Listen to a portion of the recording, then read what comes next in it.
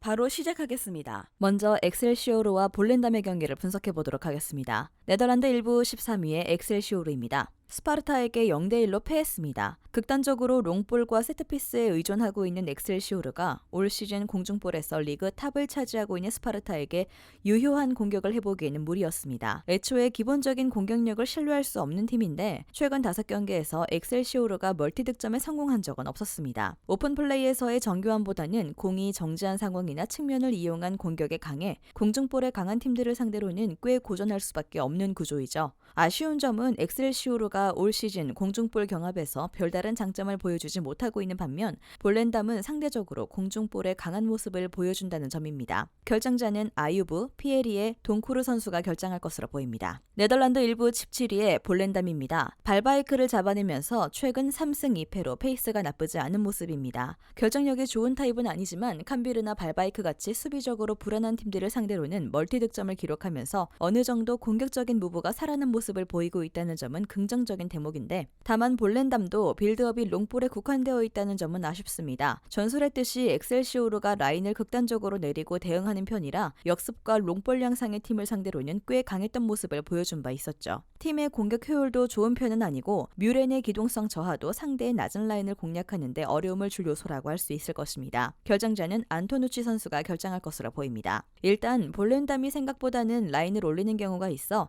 엑셀시오르가 공중볼 경합이 아니라 뒷공간을 다이렉트하게 노리는 역습으로 나서는 경우 볼렌담이 꽤 약한 모습을 보일 수 있습니다.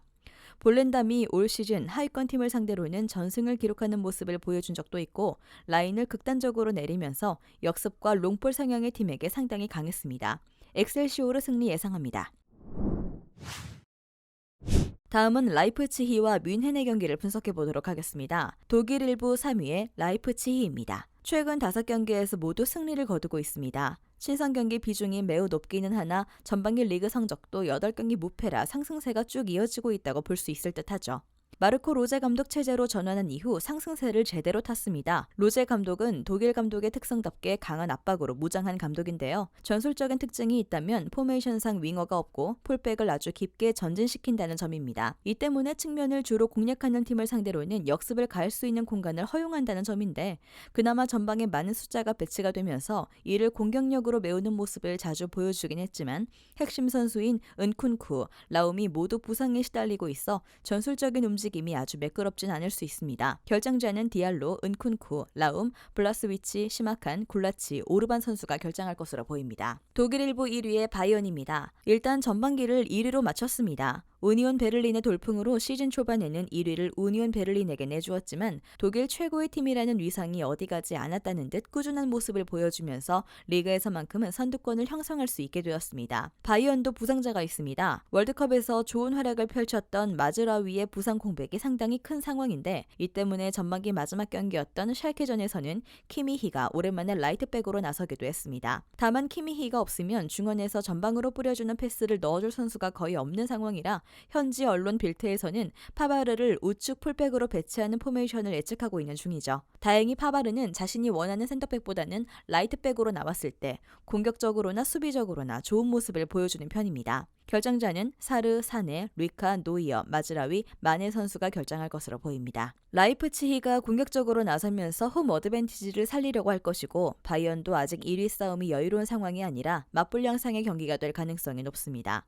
올 시즌 홈에서 라이프치히가 아주 강한 모습이었기 때문에 라이프치히 쪽으로 다소 기울 수 있는 경기이긴 하지만 라이프치히의 후반 경기력을 감안하면 핸디캡의 도움을 받거나 스코어 쪽으로 접근하는 편이 나을 것입니다. 오버 예상합니다.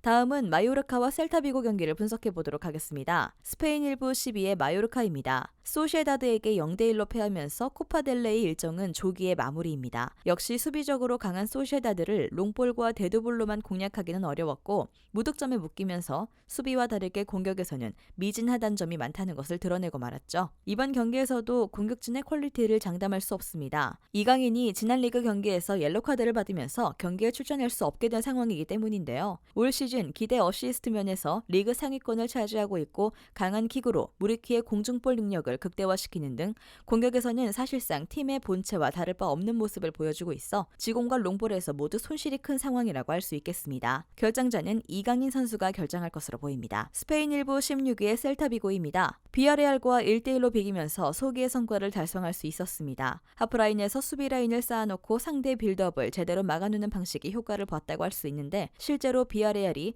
지난 경기에서 기록한 슈팅은 3개에 불과했습니다. 비아레알과의 경기에서 알 수 있듯이 감독이 바뀐 이후에 수비적인 안정감은 상당히 생긴 상태인데요. 최근 리그 4경기에서 1승 3무를 기록하고 있는 호조를 이어가고 있는 것도 멀티 실점이 없는 수비 개선이 큰 공헌을 했음은 말할 필요가 없을 것입니다. 마요르카가 정교한 중앙 빌드업을 구사하는 팀이 아니라 하프라인에서 중앙 난전을 유도하는 방식이 별 효과가 없을 가능성은 염두에 두어야 하지만 무리키의 공중볼 경합 능력만 조심한다면 수비적인 불안감은 크게 없을 것입니다. 결정자 없습니다. 마요르카도 이강인의 이탈로 인해 데드볼 상황에서의 정확성이 크게 떨어졌고 셀타비고는 공격력을 거의 포기하고 수비 라인 구축에 힘쓰고 있는 중입니다.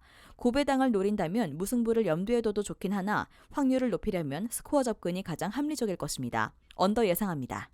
영상에서 알려드리는 내용들은 모두 1차 분석 내용들이며 2차 분석과 최종 조합픽은 영상 하단 고정 댓글 링크로 문의 주시면 안내 도와드리도록 하겠습니다. 시청해주셔서 감사합니다. 아직도 혼자 분석하고 계신가요? 이슬TV 스포츠 정보방에서는 실시간 스포츠 커넥션을 통한 소통하는 관리 시스템으로 확실한 수익을 전해드리고 있습니다. 정보방 입장 조건은 없으며 일반인들은 쉽게 접할 수 없는 배당 흐름 분석, 모든 경기 라인업과 결장자, 마지막으로 분석 모델링을 통한 최종 조합픽까지 무료로 제공해드리고 있습니다.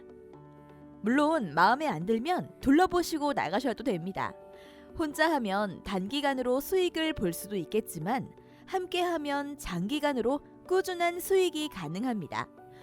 정보방 무료 참여하시고 꾸준한 수익을 원하시는 분들은 영상 고정 댓글 링크로 문의 주시면 안내 도와드리겠습니다. 늦지 않았습니다. 함께 합시다.